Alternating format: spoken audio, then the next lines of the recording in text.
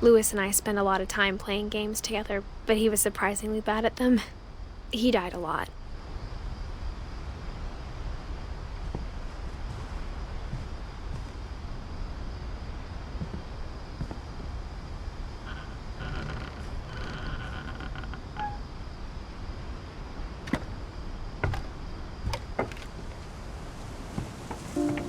On the way back from Lewis's funeral, my mom told me to start packing.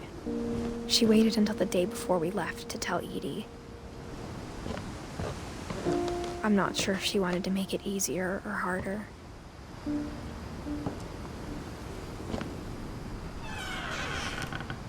I wish we'd stayed.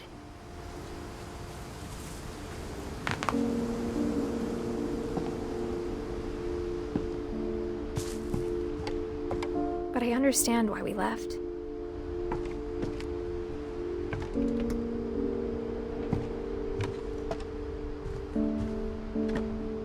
My mom ended up leaving everything behind.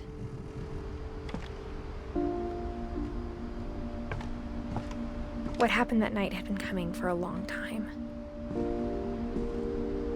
Maybe it should have come sooner.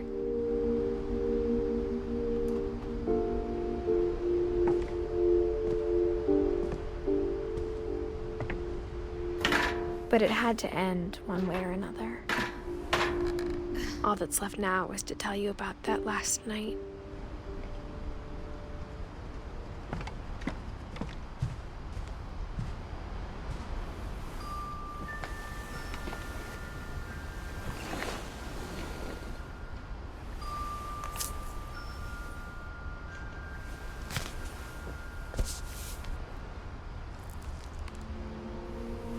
That whole last day, Edie just watched us pack and didn't say a word.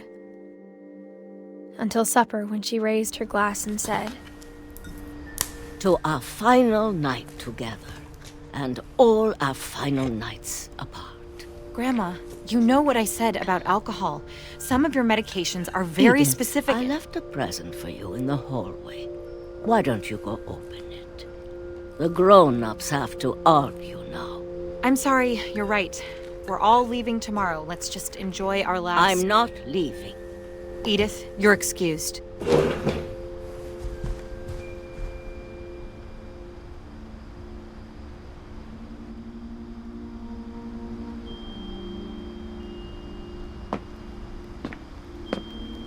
The power had been shut off that morning, but Edie always had plenty of candles.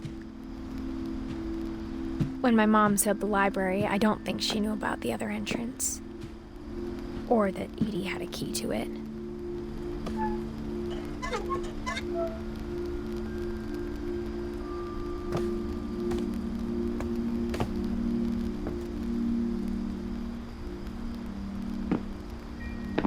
That thing you're afraid of isn't going to end when you leave the house. Edith has a right to know these stories. My children are dead because of your stories. I think it's best if Edith and I leave tonight. We'll have the nursing home send a van for you in the morning, okay?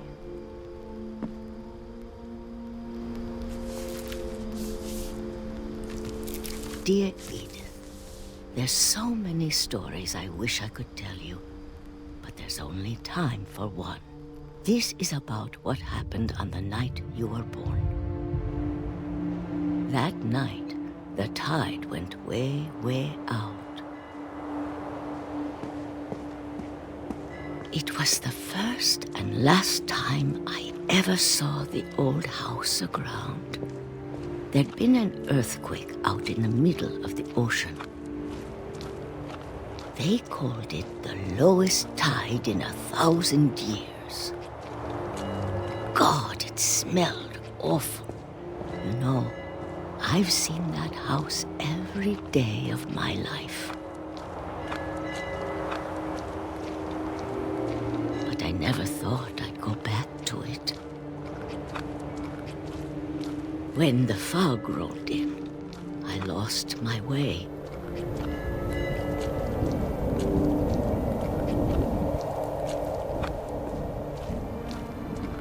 I got turned around.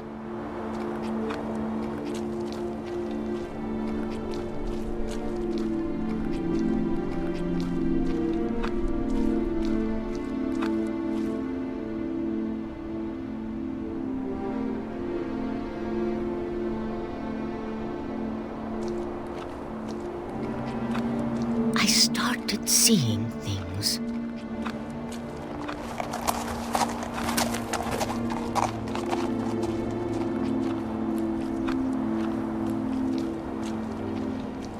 Things I'd forgotten had ever existed.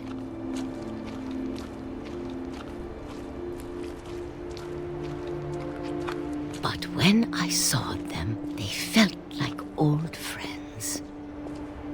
That night, a lot of things came back to me. Or maybe I came back to them.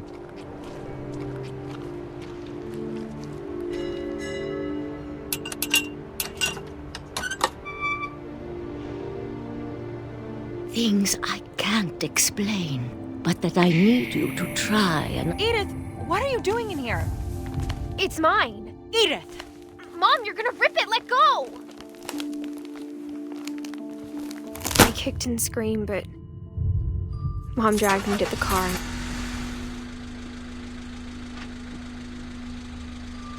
I never saw Great-Grandma Edie again. The next morning, the van came to pick her up, but she was already gone. After that, we moved around a lot.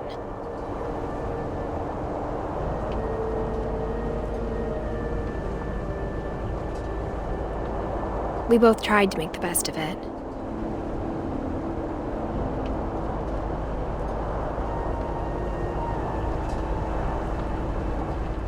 A few years went by.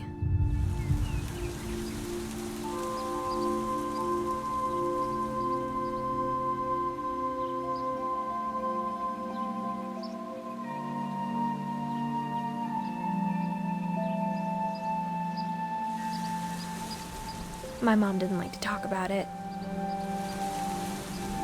but she started getting sick a lot. The rest happened pretty quickly.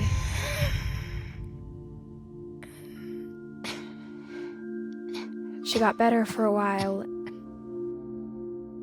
and then she didn't. And then I was alone. The last Finch left alive.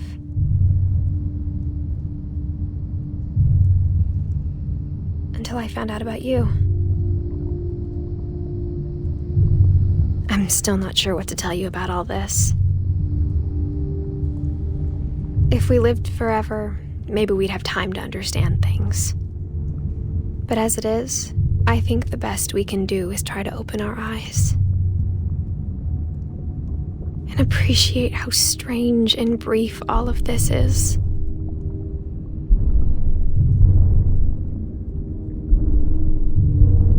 This journal was supposed to be for you. But now I hope you'll never see it.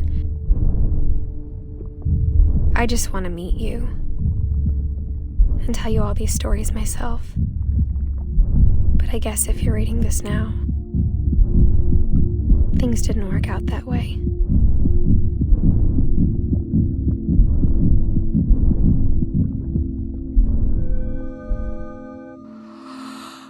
This is where your story begins. I'm sorry I won't be there to see it. It's a lot to ask, but I don't want you to be sad that I'm gone. I want you to be amazed that any of us ever had a chance to be here at all. Good luck.